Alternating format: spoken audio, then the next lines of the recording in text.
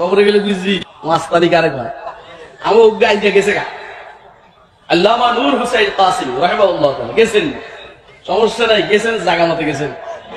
আর ওনাকে রিসিভ করার জন্য হাজার হাজারে আহমদ শফি উপস্থিত, ওনাকে রিসিভ করার জন্য উজারি হযরত চলে আসবেন, ওনাকে রিসিভ করার জন্য সরওয়ার মরহুম বিশ্বাস চলে আসবেন, ওনাকে রিসিভ করার জন্য ইমাম বুখারী, মুসলিম, তিরমিজি, আবু দাউদ ওনার কবরে চলে আসবেন, ওনার রূহ জগতে চলে আসবেন ওনাকে রিসিভ করার জন্য। আর তোরা ফকিন্নের ফোলারা পড়লে তোদেরকে রিসিভ করার জন্য কারুন আসবে না, ফেরাউন আসবে না, হামান আসবে না, নমরুদ আসবে না, নিজের জায়গায় একা একা মারি খাবি। আমার বুঝে আসসালামু আলাইকুম ওয়া রাহমাতুল্লাহি ওয়া বারাকাতুহু। সম্মানিত দর্শক ও শ্রোতা, আপনারা ইতিমধ্যে যে ভিডিওটি দেখেছেন যেখানে বলা হচ্ছে কওমি ঘরানার একজন বিশিষ্ট আলেম তিনি ওয়াজ মাহফিলে বলছেন তাদের শীর্ষস্থানীয় একজন আলেম নূর হুসাইন কাসেমি সাহেব ইন্তেকাল করেছেন। নূর হুসাইন কাসেমি সাহেব যে কবরে তিনি রয়েছেন সেই কবরে আহমদ শফি সাহেব, উজানির পীর সাহেব এবং চরমনাই পীর সাহেব, ইমাম বুখারী, ইমাম মুসলিম, ইমাম আবু দাউদ, ইমাম আবু হানিফা থেকে শুরু করে ইমাম মাশায়েখরা আল্লামা নূর হুসাইন কাসেমি সাহেবকে রিসিভ করার জন্য তারা দাঁড়িয়ে থাকবেন।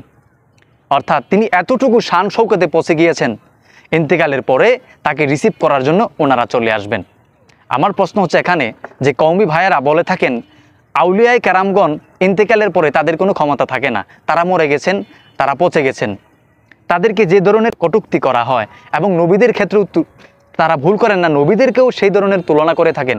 তাহলে নূর হুসাইন কাসেমি সাহেব ইন্তেকালের পরে যদি এমন শান শৌকত পেয়ে যান, উনি যদি কবরে জীবিত থাকেন বা যারা চলে গেছেন তিনি যে কথাটা বলেছেন যে তারা রিসিভ করার জন্য ওনাকে নেওয়ার জন্য দাঁড়িয়ে থাকবেন, তাহলে আমরা বুঝতে পারলাম উচ্চ স্তরে পৌঁছে যান পীরে কামেল, তাদের এরকম মর্যাদা রয়েছে, তারা সেটা স্বীকার করে নিচ্ছেন এবং সেই কারামত তারা বর্ণনা করছেন। আমি তাকে ধন্যবাদ জানাই এই কথা স্বীকার করার জন্য। এখন যারা অন্যান্য কওমি ভাইয়েরা রয়েছেন এখন কি বলবেন উনি ভুল বক্তব্য দিয়েছে?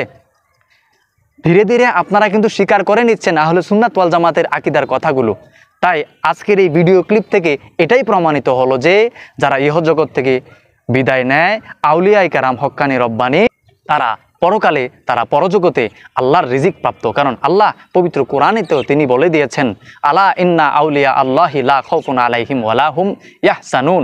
এই আয়াতকে এতদিন যারা অপব্যাখ্যা করত তারা আজ এই নূর হুসাইন কাসেমি সাহেবের কারামত বর্ণনা করা নিয়ে কি আপনারা সন্দেহ থাকবে? আমি সেদিকে যাচ্ছি না, আপনাদেরকে অভিনন্দন, ধন্যবাদ জানাই। আহলুস সুন্নাত ওয়াল জামাতের পথে এবং মতে চলে আসুন, সুন্নি মতাদর্শ গ্রহণ করুন, সঠিক ঈমান আকীদা অনুযায়ী জীবনযাপন করে পরকালের মুক্তি হাসিল করুন। এই প্রত্যাশায় সবার কাছ থেকে বিদায় নিচ্ছি। আসসালামু আলাইকুম ওয়া রাহমাতুল্লাহি ওয়া বারাকাতুহু।